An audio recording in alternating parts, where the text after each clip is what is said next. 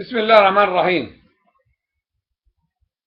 الرسالة رقم 43 من عوني عبد بطرس حدادين، وموضوعها طاغية الأردن طلع يدز بسيارة في المنخفضات الجوية القوية والثلوج التي تحاصر شوارع الأردن. جميع شوارع الأردن مغلقة. هاي هي إنتاجية الطاغية عبد الله بن حسين، لا في آليات ولا في إشي.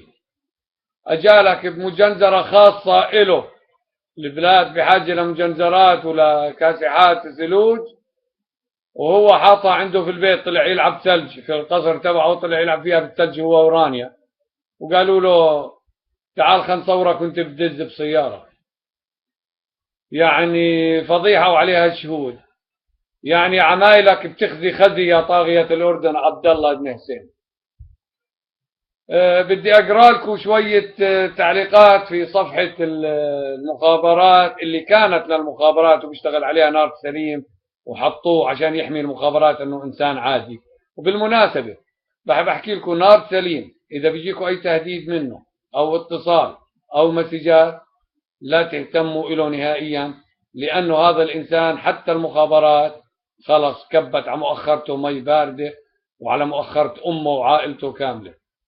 طال اللي بيظل يهتك بأعراض الناس وبأعراضنا وبالأحرار وتاركينه. الآن يا أخوان، أنا ضد الدماء، لكن صدقوني إيش ما صار بنار سليم المخابرات ما راح تتدخل. وفي له فيديو خاص راح أنشره لاحقا عن التطورات، وين هو ومع مين بيشتغل وبأي بلد متواجد. الآن صفحته هسه أنا بنقل عنها. إيش بنقول عنها؟ بدال ما أفوت على صفحة، خليني أفوت على صفحته، بدال ما أفوت على صفحة محمد ملحم أو إيمان الرواج المناضلين الأحرار أو صرت أفوت على صفحته مجمع كل أقوالهم عنده، وعم بكتب كلمات بذيئة زي أخلاق أمه وخواته. فهو عم بيساعدنا كثير. بدال ما أفوت على صفحة كل واحد صرت أفوت على صفحته وأقرأ الشغلات اللي بتعجبني فيها من الأحرار شو بكتبوا. خليني أقرأ لكم أول شغلة. في تعليق محمد محمد ملحم، عجبني كثير كثير، يحيي أصلك. كاتب عن الملك أو الطاغية عبد الله بن حسين، كاتب طيب ليش الحرس بدل ما يحرسوه وهو بدفش السيارة دفشوها عنه؟ مش لا شيء، بس عشان كندرته ما تخرب بالثلج. يعني شو هالفيلم؟ باعث لك مليون آلية معه 14 15 مجنزرة، ومجنزرة عليها كاميرا بتصور فيه وبدز بسيارة. يا زلمة خلي مجنزراتك تدز أو حراساتك وانت انطم اقعد في بيتك يا عبد الله بن حسين.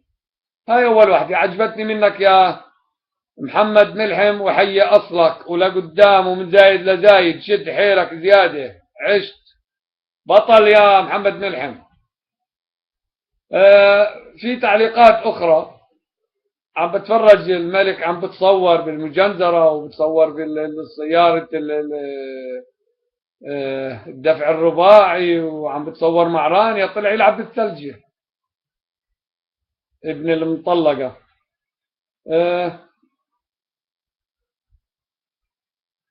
وهيو متصور جوا مجنزرة أخرى، ما خلى سيارة ما ساقها، طالع يشم الهواء بالثلج، يخمس السيارات مكيف. عبد الله بن حسين. الآن معين الحراسيس، يلا يسعد دينك ويسعد البطن اللي جابك، يسعد البز اللي رضعك يا طفيلة. معين الحراسيس كاتب لك سياسة الدفش وكاميرا للتصوير وتثبيت الحدث وهامشي. هو كاتبها بتخوت على طاغية الأردن. يحيي أصلك يا معين الحراسيس، إلى الأمام. منيجي الآن إلى نهى الفاعوري، كاتبة طبعا تعليق وتخويف على طاغية الأردن، كاتبة يعيش جلالة الملك المعظم، يعيش يعيش يعيش. وهي قصدها يهيش يهيش يهيش. كاتبة مش مزحة، طالع من بيته بعز الثلج والبرد يدز سيارات ويفتح طرق.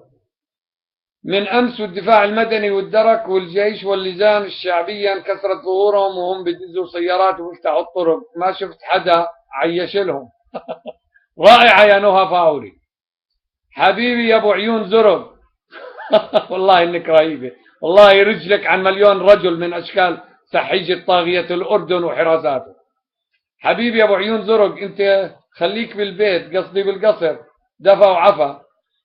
ما حدا من المواطنين عتبان عليك تطلع على الجاردنز انت والكاميرات عشان تفتح الطرق، اصلا احنا بنخاف عليك من لفحة هوا، لفحة قرد براسه. يا ابو مرعي يا حبيبي، انت بس جيب الفاسدين واقلع عيوننا وحاسبهم يكثر خيرك، وخليك بقصرك معزز مكرم ودفيان، واترك الاجزاء الصغيرة هاي لغيرك. يعني هذا المرخبط بالنهاية مجرد ايام وبنتهي، يعني مسألة الوقت. بس شو بالنسبة للفساد يا ترى، ممكن تقدر تنهيه؟ ما بقدر لانه ابن حرام. يا اختي المناضلة البطلة نهى الفاعوري، يسلم لسانك. نشوف مين كاتب تعليقات اخرى.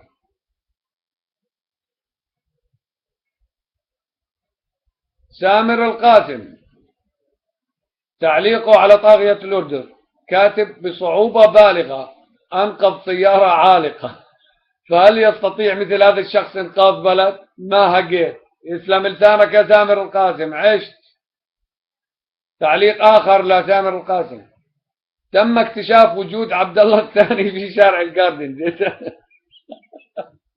أنا فكرت تم اكتشاف حمار وحشي أو دب قطبي، طلع عبد الله الثاني. تم اكتشاف وجود عبد الله الثاني بشارع الجاردن، وقام عطوفته بإنقاذ سيارة بالشارع. بس على الله ما ياكلوا راسنا السحيجة. تسلم يا سامر القاسم، إلى الأمام. الله يحييك، بطل من أبطال الأردن. إيمان الرواشدي راح أكتب فيديو كامل عنها وعن تعليقاتها الرهيبة على الوتر الحساس، ما بدي أحكي إلها خاص لأنه إلها تعليقات على الوتر يعني حرم طاغية الأردن. ياسر الأوران، الله يحييك ويحيي كل عشيرتك يا ياسر زلمة.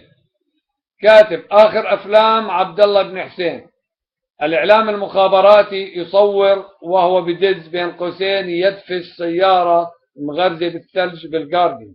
يا رجل ياما دزينا سيارات ولم ننتظر شكر من أحد، وما فائدة دز السيارة وأنت تنهب أموال صاحبها كما نهبت أموال الوطن والشعب. يسعد دينك يا ياسر العوران، رائع، إلى الأمام. وهي في صورة هنا منشورة وطاغية الأردن، وعيجي عليك شوية ثلج، دير بالك.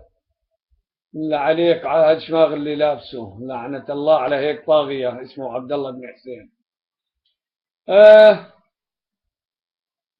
ياسر العران كاتب كمان تعليق، أنا بقول لازم الجيش ينزل ويفرض سيطرته وبيعمل خير إذا بكمل معروفه وبسقط النظام والحكومة. الله أكبر عليك، رائع يا ياسر العران، رائع، إلى الأمام. المهم اللي بدي أحكيه، قبل ما تطلع تدز السيارة يا عبد الله بن حسين، وقبلك عملها هاشم بن نور أخوك، أنقذ واحد بده يحرق حاله. ما بدكم تبطلوا التفاهات وقلة الحياة والخنزرة تبعكم والكذب. يعني الحراسات اطلعوا عليه وهو قاعد بينقذ واحد بيحرق بحاله، وشو الصدفة لاقاه في الطريق بيحرق بحاله؟ ولا بعد ما انحرقت ورقتك والغرب صار يدور على واحد غيركم ومش لاقي ولا واحد فيكم ابن حلال من العيلة الهاشمية، كلكم اولاد حرام. حاولوا مع هاشم ما زبطت، حاولوا مع حسين ولي العهد هسه انفقدت اخباره، بطل يشب فيه الملك، لانه امريكا قالوا له بلا طشي يقلب وجهك انت وابنه يا عبد الله بن حسين. فقبل ما تطلع تدز بالسيارة روح شوف السوريين اللي عم بيغرقوا وهم لاجئين عنا بحمايتك، وكل يوم يغتصب واحد أو بنت أو أطفال فيهم على أراضينا من قبل مسؤولينك وشلتك الهمل. يا هامل، قبل ما تطلع دي السيارة روح انقذ إخواننا السوريين اللي بمخيم الزعتري اللي غرقوا أكثر من مرة بالمياه وبالثلوج، وأسر تكتلت يا ابن الحرام لأنك سرقت أموالهم الجاية من الأمم المتحدة لمساعدتهم. وشو بدي أحكي أكثر من هيك؟ نصيحتي لك وكتبتها أكثر من مرة على موقعي، أنا بقول روح تخفى بلباس عاهرة واطلع لقط عاهرات اللي استفدت منهن ولف، اكتب عنوان عليها، خلي وكالات الأنواع التابعة لك تكتب ملك الأردن يتخفى بلباس عاهرة في شوارع عمان، أحسن ما تقول تخفى وراح على مستشفى وحراساتك كانوا بالمستشفى قبل ما تصل. كلكم نصابين ولاد حرام يا طاغية الأردن وعائلته. يا شعب اوعى على هالشكل هذا، دير بالك اضحك عليك نازلين تتصوروا معه كمان سحيج وكلكم مخابرات اللي معه، ما تطلع معاه حوالي 20-30 سيارة طالعين ضد السيارة. يا أخي بلك كذب ونصب واحتيال على الشعب، اقلب وجهك من البلد ورجع مسروقاته يا عبد الله بن حسين. والسلام عليكم ورحمة الله وبركاته.